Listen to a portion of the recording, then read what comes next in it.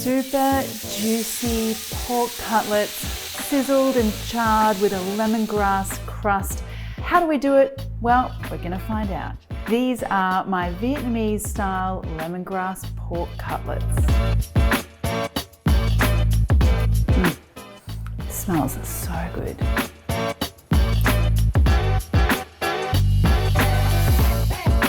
I have a secret. Well, it's probably not so much of a secret because I talk to you guys about it all the time, but I am very unorganized, just like you guys are. So pork cutlets, I think, really benefit from a good kind of brine. And you know that wet brine scenario where you got to make the brine, you've got to cool it down, you've got to put it in a thing, get it in the fridge. Well, you know, I just don't have the time. So I have a different way. Let's do it my way. We're going to dry brine. So the thing is, guys, I get home from the shops and before I even put my steak or my pork chops or my chicken into the fridge, I just get out of the pack, pop it on a plate, get some salt, sprinkle on the salt, cover, put it in the fridge, and it's ready for tomorrow. That's it. That's the secret. All right, so I have done that yesterday when I got home from the shops.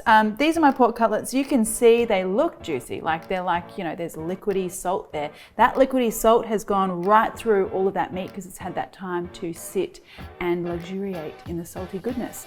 What we are going to do now though is make ourselves a little marinade to go on top to add like a little layer of flavor. So I want to start off with some lemongrass. And you just want to give that a nice healthy kind of bruising. Just take this out a bit off. It's always a bit firm and chewy, and you just want to finely slice. Just get that into your mortar. Now I want some garlic as well. So we're going in with some big flavors here because we've got like the tenderness happening with that brine that we did, the dry brine. We've got the saltiness happening. Now I just want this extra flavor. So garlic, just lightly pound that garlic, and then you can take the skins right off. Now, if you don't have a mortar and pestle, you could do this in a food processor as well. But what we're looking for here is like a kind of fine-ish paste. Okay, so this is the kind of situation that you're looking for, and I'm gonna get that straight out into a bowl. And to that, I'm gonna add a little bit of fish sauce. So I understand we've got quite a bit of a salty flavor on our pork chops already. So I don't want lots, I just want that little kick of like fish sauce, umami, savoriness. A couple of spoonfuls of that. And a little sprinkling of sugar because I think that kind of just slightly sweet fish sauce lemongrass kind of combination is to me what gives this the Vietnamese kind of kick. What you do want though, it's not too much sugar, just a little sprinkling. This is also going to help to like make things nice and charry on the outside of our pork. And now a good dash here of some white pepper. Let's give that a mix. Now, pork chops go in and I want to make sure they get lots of that lemongrass peppery love in there. Just make sure each little bit of that pork gets some nice lemongrass, garlicky, peppery love.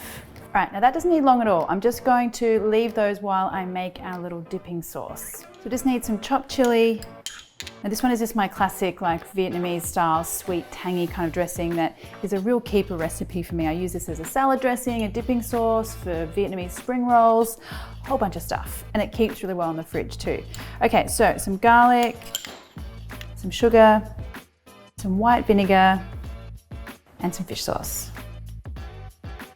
And then finally some lime. Just give that a mix. And we are ready to cook some pork chops. So I'm doing my pork today on a little cast iron grill plate I have here, but outdoor barbecue would be totally great as well, or you know, a heavy frying pan, all good. The key is we want a nice high heat. We get a little bit of oil on here and just kind of grease the pan a bit. Now before we get into cooking our pork, what I want to do is just scrape off some of the kind of lemongrassy marinade paste here, because if I get that on straight away on the high heat, it's going to burn and get quite bitter. So we'll come back to the paste later. Don't throw it away. We'll come back to it later. So just scrape it off. And now we're ready to get sizzling. That is very satisfying, that sound. All right, so cooking our little pork cutlets here. What are we doing? So this is the way I like to do it. Look, I'm not saying it's the only way or the right way, but I like to get like a nice kind of hard sear on both sides of my cutlets. I like to keep my cutlets moving, because if you think about it, like you've got this really hard, high heat on the outside of your meat, and the outside is like getting all hot and bothered and all the juice is like shrinking into the middle. I don't want to have like a really big kind of block on both sides of like hard meat. I want everything to be just nicely kind of flowing through the juices just as the outside's heating up. I think that makes sense. But anyway, if you leave it on one side for too long and you only do the one side flip, I find you get really hard sort of outside and sort of a little bit through the middle that's not cooked. But anyway, that's just me. So I like to turn a lot of times. I really can talk a lot about turning meat. Anyway, leave it just until you get, ooh, some nice color. Look at that, that is looking really good. Okay, just until you get some nice color, and then flip and flip. Now that I've got a little bit of color and a bit of charriness on my pork, now I'm gonna get some of that marinade left in the bowl and smear that over the top. The reason I don't put it on at the beginning is I don't want it to burn too much. I want some charriness, but not too much burn. Let's check it out. Ooh, yep. So just like keep checking until I get some good color again, and then flip again. And then on the second side, again, a little bit more of that leftover paste. And so now have a look. We've got some really great color on the outside. So I'm all done now with my like outside smoky charred flavoring stuff. Now I want to make sure that the cutlets are going to cook through. So I kind of turn the heat down, and then I just let them sit there, kind of flip them over every now and then. And you're aiming for cutlets that are about, these are about like 3 centimeters thick or 4 centimeters thick. So I'll probably go for about like an 8 minutes cook time altogether on these. I maybe controversially like my pork just a slight tinge of pink through the middle, because I find that's the point that they're really nice and juicy. But of course, leave them in for like 10 minutes or so if you want a really well cooked pork cutlet. Other thing you want to do here is sear the lovely fat side,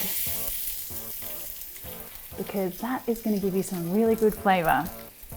I'm not the person that cuts the fat off, by the way. All right, these are looking and smelling amazing. So I need to get them off onto a plate. And now, as with any grilled meats, you really do need to exercise a bit of patience here and just let them rest for a few minutes. That'll give all those juices a chance to just sort of settle down and get nice and juicy.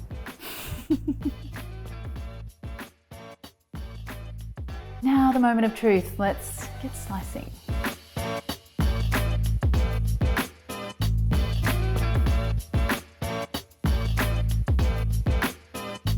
That is so the perfect cook for me. I mean, take a look at how juicy that meat inside looks, and then you've got that lovely charry crust on the outside, and there is not a dry piece to be seen. Just perfect. Okay, out onto a plate, and then just a little sprinkling of coriander here at the end.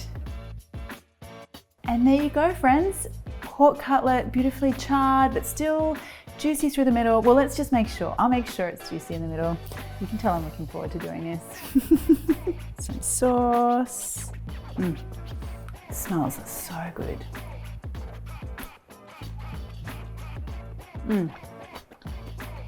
That pork is so tender.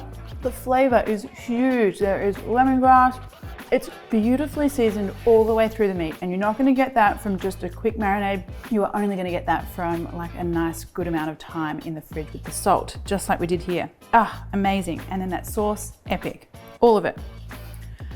Perfection.